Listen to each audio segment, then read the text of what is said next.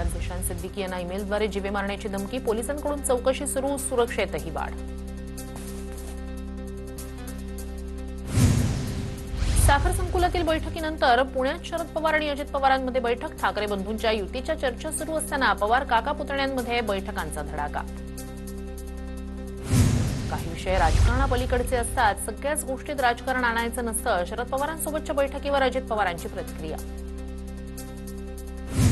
राष्ट्रवादीची पुढची वाटचाल एनडीए सोबत राहणार, आमच्याकडून निर्णयाचा पुनर्विचार होण्याची सुतराम शक्यता नाही, आमची राज्यातील वाटचाल महायुती म्हणून राहणार, सुनील तटकरेंचं वक्तव्य।